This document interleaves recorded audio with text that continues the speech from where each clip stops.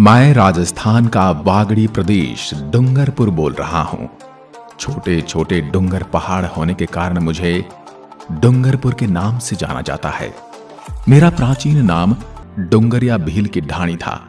मुझे आदिवासियों का कुंभ भी कहा जाता है और मैं प्रसिद्ध हूं मेरे भव्य बाणेश्वर धाम के लिए, जिसके बारे में आगे आपको पूरी जानकारी देने वाला हूं। आपको बता दूं, मैं हूं तो राजस्थान का भाग, लेकिन गुजरात के बिना और गुजरात मेरे बिना पूरा नहीं हो सकता। मैं डूंगरपुर आज आपको मेरे यहाँ का पूरा इतिहास और पर्यटक स्थलों के बारे में बताने वाला हूं। मेरा यहाँ का त्रिवेणी संगम बाणेश्वर धाम का मेला और ऐतिहासिक स्थलों के बारे में जानकर आप मुझे विजिट करने जरूर आओगे, ऐसा मेरा विश्वास है।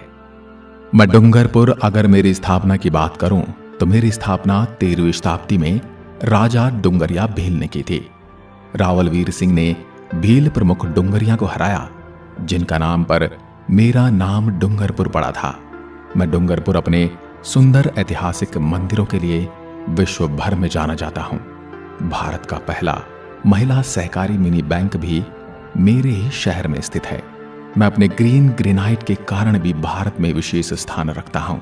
मेरे ही बाणेश्वर में स्थित है राजस्थान का एकमात्र ऐसा मंदिर जिसमें खंडित शिवलिंग की पूजा होती है। इसके अलावा मैं राजस्थान का पूर्ण साक्षर आदिवासी जिला होने का गौरव रखता हूं। मेरे शहर में डूंगरपुर प्रजामंडल की स्थापना की हुई है, जो भागड़ के गांधी कहे जाने वाले भोगीलाल पांड्या ने 1944 में की थी। मैं डूंगरपुर अपने उदय विलास पैलेस के लिए प्रसिद्ध हूं, जिसका नाम उदय सिंह द्वितीय के नाम पर रखा गया था, जो बेजोड़ वास्तु शिल्प शैली का प्रमुख नमूना है। मेरे जिले में बागड़ की गंगा कही जाने वाली माही नदी बहती है। माही एकमात्र ऐसी नदी है जो राजस्थान में दक्षिण से प्रवेश करती है और वापस दक्षिण में ही निकल जाती है। माही नदी कर्क रेखा को 2 बार काटती है और मेरे और बांसवाड़ा के बीच की सीमा भी बनाती है। यदि मैं यहाँ की प्रसिद्ध हस्तियों की बात करूं तो राज सिंह क्रिकेटर, जिनका जन्म मेरी ही धरती पर 1935 में यहाँ के राज परिवार में हुआ। मेरे महाराजा लक्ष्मण सिंह जी के वे छोटे पुत्र थे। वे भारतीय क्रिकेट कंट्रोल बोर्ड के अध्यक्ष भी रहे। उन्होंने 16 सालों तक प्रथम श्रेणी का क्रिकेट खेला और करीब 20 सालों तक भारतीय क्रिकेट कंट्रोल बोर्ड से जुड़े रहे। वो 2 कार्यकाल तक राष्ट्रीय टीम के चयन करता रहे और 4 बार भारतीय टीम के विदेशी दौरे का प्रबंधन किया। इनकी मृत्यु 12 सितंबर 2009 को हो गई। मेरे डूंगरपुर के अगले महापुरुष हैं भोगीलाल पांड्या। उन्होंने 1944 में मेरे शहर में प्रजामंडल की स्थापना की। इन्हें बागड़ आदिवासियों का गांधी कहा जाता है। अगले हैं मेरे शूरवीर जनरल नाथू सिंह राठौड़। आजाद भारत के पहले lieutenant general of Indian army थे। ये सच्चाई को निडरता से सामने रखने वालों में से एक थे। ये मेरी धरती पर जन्मे मेरे इस निडर व्यक्तित्व को आज भी याद करके मैं भूला नहीं समाता। मेरे चौथे महान व्यक्तित्व वाले पुरुष हैं मेरे महारावल लक्ष्मण सिंह का नाम Guinness book of world record में दर्ज है। अफ्रीका के जंगलों में शिकार के कारण ये मध्य प्रदेश विधानसभा अध्यक्ष और राजस्थान क्रिकेट टीम के कैप्टन भी रह चुके हैं। अब मैं बात करता हूँ रावल लक्ष्मण सिंह जी के छोटे भाई नगेंद्र सिंह जी की। ये international court of justice the Hague को 2 बार न्यायाधीश रह चुके हैं। इन्हें 1938 में कामा पुरस्कार से सम्मानित किया गया था। भारत सरकार द्वारा इन्हें साल 1973 में पद्म विभूषण द्वारा सम्मानित किया गया था। मैं राजस्थान के प्रमुख शहरों से अपनी दूरी की बात करूं तो मैं डूंगरपुर स्टेट कैपिटल सिटी से 500 किलोमीटर, उदयपुर से 101 किलोमीटर, गुजरात के अहमदाबाद से 180 किलोमीटर, रतलाम मध्य प्रदेश से 185 किलोमीटर और नेशनल कैपिटल सिटी से 770 किलोमीटर की दूरी पर बसा हूं। मैं डूंगरपुर अगर मेरे क्षेत्रफल की बात करूं तो मैं कुल 3770 वर्ग किलोमीटर की परिधि में फैला हूं। मैं राजस्थान का तीसरा छोटा जिला हूं। मैं मेरी जनसंख्या की बात करूं तो मेरे जिले में 2011 की जनगणना के अनुसार 13,88,552 के आसपास नागरिक हैं। वहीं अगर बात करूं लिंगानुपात की तो मेरे जिले में 994 महिलाएं प्रति 1000 पुरुषों पर निवास करती हैं। यदि मेरे यहाँ बोली जाने वाली भाषाओं की बात करूं तो मेरे जिले में बागड़ी, मेवाती, गुजराती और मेवाड़ी तथा हिंदी भाषाएं बोली जाती हैं। अगर मेरे महान रजिस्ट्रेशन नंबर की बात करूं तो मेरे जिले की गाड़ियां RJ12 से रजिस्टर्ड होती हैं। आधुनिक राजस्थान की एकलव्य कही जाने वाली भील बालिका कालीबाई मेरे ही जिले के रास्तापाल से संबंधित थी। आपको बता दूं, मेरे जिले के चिखली ब्लॉक से कर्क रेखा गुजरती है। मेरे यहाँ की रामकड़ा कला राजस्थान की प्रसिद्ध हस्तकलाओं में से एक है, जो मेरे शहर में देखी जा सकती है। पत्थर से निर्मित खिलौने रामकड़ा कहलाते हैं। मेरे यहाँ के इस उद्योग का प्रधान केंद्र गलियाकोट में स्थित है। मेरे डूंगरपुर जिले में छोटे छोटे बहुत डोंगरे हैं, इसलिए भी मुझे डूंगरपुर के नाम से जाना जाता है। मेरे ऐतिहासिक डूंगरपुर से उदयपुर को जोड़ने के लिए वर्तमान में सोम नदी पर 50 करोड़ की लागत से पुल निर्माण किया जा रहा है, जो संगमेश्वर महादेव मंदिर के पास होकर उदयपुर को मेरे जिले से जोड़ेगा, जिससे मेरे यहाँ आने वाले पर्यटकों को और सुविधाएं मिलेंगी। आपको बता दूं, मैं राजस्थान की सबसे ज्यादा हिंदू जनसंख्या वाला जिला हूँ। आपको बता दूं, मेरे यहाँ आदिवासी भील और मीणा जाति के लोग गांव में देखने को मिलेंगे। डामोर जनजाति भी मेरे ही अंदर निवास करती है। मेरे यहाँ के जंगलों में महुआ नाम की देशी शराब भी बनाई जाती है। जब महुआ के पेड़ पर फूल उगते हैं तो बड़े से लेकर छोटे बच्चों तक महुआ के फूलों को बीनते हुए आप देख सकते हैं, और उसके बाद उस पर महुआ जाती है। मेरे यहाँ के लोगों के लिए होली यहाँ का सबसे महत्वपूर्ण और उत्साहित त्योहार है। होली के 15 दिन पहले ही ढोल बजाए जाते हैं और शाम को किसी भी मंदिर या चौराहे के प्रांगण में लड़के लड़कियां नृत्य करते हैं, जिसे गैर नाम से जाना जाता है। आपको बता दूं, आज शिक्षा मेरे इन्हीं आदिवासियों में बढ़ रही है। स्कूल में लड़कियों की संख्या ज्यादा से ज्यादा दिखेगी।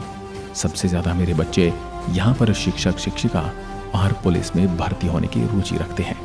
अब मैं आपको लिए चलता हूँ मेरे पर्यटक और दर्शनीय स्थलों की ओर। सबसे पहले चलते हैं बाणेश्वर धाम की ओर। मेरे मुख्य शहर से 60 किलोमीटर की दूरी पर स्थित है।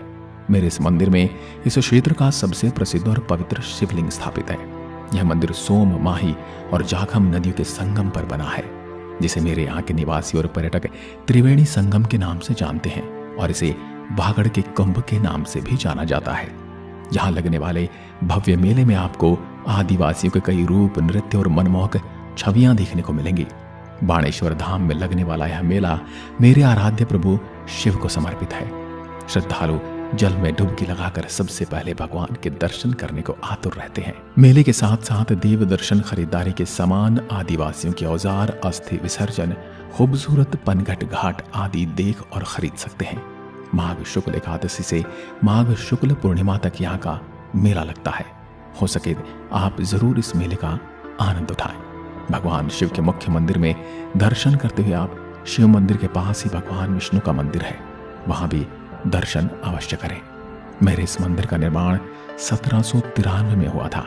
इस मंदिर के बारे में माना जाता है कि इसी जगह पर भगवान कृष्ण के अवतार माओ जी ने ध्यान लगाया था, जो कि डूंगरपुर जिले में स्थित गेब सागर झील के ऊपर से पैदल चलकर बाणेश्वर धाम पहुंचे थे। यहाँ पर एक और मंदिर भी है जो ब्रह्मा जी को समर्पित है, वहां आप जरूर जाना। अब मैं आपको मेरे संग्रहालय लिए चलता हूँ, जहां पर आप आदिवासियों के तत्कालीन बागड़ प्रदेश के इतिहास की जानकारी, विभिन्न स्थानों से प्राप्त पाषाण प्रतिमाएं, प्राचीन सिक्कों का संग्रह देख सकते हैं। यहाँ पर बागड़ प्रदेश की संस्कृति को प्रदर्शित किया जाता है। कई दुर्लभ वस्तुएं संग्रहालय में देखी जा सकती हैं। मेरे इसी संग्रहालय का पूरा नाम है राजमाता देवेंद्र कुंवर राज्य संग्रहालय और सांस्कृतिक केंद्र। अब आता है जूना महल। दर्शकों, ये महल पुरानी सदी का सबसे पुराना महल है। सफेद पत्थरों से बने से 7 मंजिला महल का निर्माण 13वीं शताब्दी में हुआ था। इसकी विशालता को देखते हुए यह महल से अधिक किला प्रतीत होता है। इसका प्रचलित नाम पुराना महल है। इस महल का निर्माण तब हुआ था जब मेवाड़ वंश के लोगों ने अलग होकर मेरे यहाँ अपना साम्राज्य स्थापित किया था। महल के बाहरी क्षेत्र में बने अनेक जाने के संकरे रास्ते दुश्मन के बचाव के लिए बनाए गए थे। महल के अंदर की सजावट में कांच, शीशों और लघु चित्रों का प्रयोग किया गया था। महल की दीवारों और छतों पर मेरे शहर के इतिहास और 16वीं 18वीं शताब्दी के बीच राजा रह चुके व्यक्तियों के चित्र उकेरे गए हैं। आज मेरे इस महल को आम लोगों के लिए बंद कर दिया गया है। इस महल में केवल वो मेहमान जा सकते हैं जो उदय विलास महल में ठहरे हों, लेकिन मेरे हिसाब से ये मुझे गलत लगता है। लेकिन आज के प्रशासन के आगे मैं कुछ नहीं कर सकता, क्योंकि संस्कृति सबकी होती है, किसी अमीर या गरीब की नहीं। अब चलते हैं केव सागर झील। इस झील के सुंदर प्राकृतिक वातावरण में कई पंछी रहते हैं, इसलिए यहाँ बड़ी संख्या में पक्षियों को देखने में रुचि रखने वाले यहाँ आते हैं। झील के पास श्री श्रीनाथ जी का प्रसिद्ध मंदिर है। मंदिर परिसर में मुख्य मंदिर के अलावा कई छोटे छोटे मंदिर हैं। इनमें से एक मंदिर विजय राज राजेश्वर का है, जो भगवान शिव को समर्पित है। मेरी इसी झील के पास बना है बादल महल, जो मेरे यहाँ के पेरवा पत्थरों से निर्मित है। इस पर बेटी बचाओ के संदेश भी देखने को मिलते हैं। साथ ही मेरे जिले की हिस्टोरिकल चीजें भी इसी में संग्रहित की गई हैं, जिन्हें आप देख सकते हैं। इस महल की वास्तुकला मुगल एवं राजपूत वास्तुकला का मिश्रण है। इस महल में संग्रहालय देखने के लिए मिलता है। साथ ही आप उदय विलास पैलेस भी निहारते हुए आना, जो कि गैप सागर झील के पास ही बनी हुई है। अब मैं आपको लिए चलता हूँ नाना भाई पार्क एवं चिड़ियाघर। मेरे शहर का ये वाला पार्क भी गैप सागर झील के किनारे पर स्थित है, जो कि एक मुख्य शहर में स्थित है। आप इस पार्क में आसानी से पहुंच सकते हैं। यह चिड़ियाघर मेरे नगर परिषद के द्वारा प्रबंधित किया जाता है। इस चिड़ियाघर में प्रातः 6 बजे से 9 बजे तक आप आ सकते हैं और शाम को 5 से 10 बजे तक आप आ सकते हैं। यहाँ आपको बहुत सारे पक्षी भी देखने को मिलते हैं। यहाँ पर आपको तोते, कछुए, बतख, कबूतर, कनूर पक्षी, बजरी पक्षी, सन कनूर, कस्तूरी बतख देखने के लिए मिल जाते हैं। यहाँ पर टॉय ट्रेन भी है, जिसमें 10 साल से कम उम्र के बच्चे घूम सकते हैं।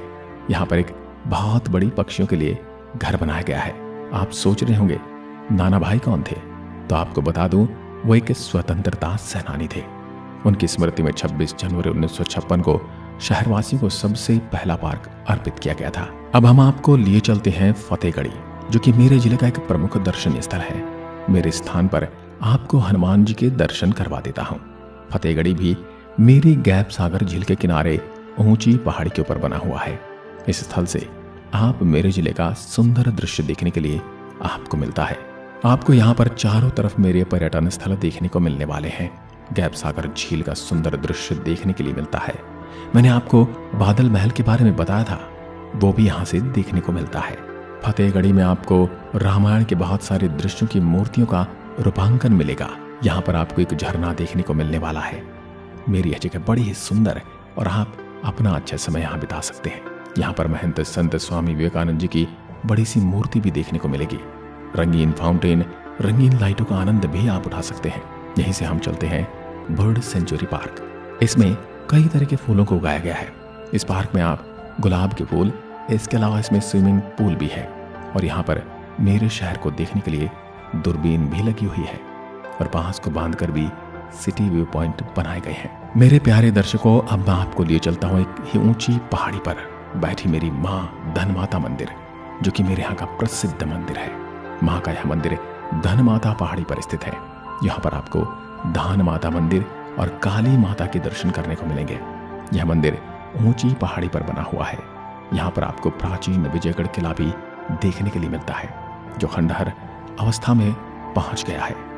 आप इस मंदिर में घूम सकते हैं। यहाँ पर सुंदर गार्डन बनाया गया है। मंदिर तक पहुंचने के लिए सीढ़ियां बनी हुई है। यहाँ पर आकर आपको बड़ा आनंद आएगा। यहाँ से मेरे शहर का दृश्य बहुत ही सुंदर दिखाई देता है। पार्क में आपको बहुत सारे झूले और मनोरंजक उपकरण देखने को मिल जाते हैं और बच्चे और बड़ों दोनों के बहुत पसंद आते हैं। यहाँ पर शाम के समय सनसेट का भी सुंदर दृश्य देखने को मिलता है। मेरी माने तो आप यहाँ एक बार अवश्य जाना। श्री माधवराव मंदिर, ये मंदिर मेरे शहर के पास स्थित एक मुख्य ऐतिहासिक स्थल है। आपको यहाँ पर प्राचीन मंदिरों के दर्शन करने को मिलेंगे। यहाँ बहुत सारे मंदिर बने हुए हैं। यही मंदिर मेरे सुरपुर नामक स्थान पर स्थित है। आप यहाँ पर आकर इन मंदिरों को देख सकते हैं। यहाँ पर भगवान शिव जी और कृष्ण जी के बहुत सारे मंदिर हैं, जिनके दर्शन आपके मन को हर्षित कर देंगे। अब चलते हैं गौरेश्वर महादेव मंदिर। यह मंदिर मेरे जिले में सागवारा के पास देवड़ा बड़ा गांव में स्थित है। यह मंदिर मोरन नदी के किनारे पर बना हुआ है। यहाँ पर आपको स्वयंभू शिवलिंग के दर्शन करने के लिए मिलते हैं। यह मंदिर 12वीं शताब्दी में गुजरात के महाराजाओं के द्वारा बनाया गया था। यहाँ आकर मन को शांति मिलती है। यहाँ पर मोरन नदी का दृश्य बड़ा ही सुंदर दिखाई देता है। आप यहाँ पर आकर अच्छा अनुभव कर सकते हैं। मेरे बताए इन पर्यटक स्थलों के अलावा भी आप भुवनेश्वर महादेव मंदिर, सोमनाथ मंदिर, सोम कमला अंबा बांध, बीरबाला कालीबाई पैनोरमा मंदिर के दर्शन कर सकते हैं। आपको मेरे जिले में बहुत कुछ देखने को मिलेगा। अगर आप मेरे शहर की सैर की योजना बना रहे हैं तो आप सड़क, हवाई और रेल मार्ग के द्वारा यात्रा कर सकते हैं। जो भी पर्यटक मेरे शहर की यात्रा हवाई मार्ग से करना चाहते हैं उनके लिए बता दूं, निकटतम हवाई अड्डा डबोक हवाई अड्डा उदयपुर है, जो मुझसे 110 किलोमीटर की दूरी पर है।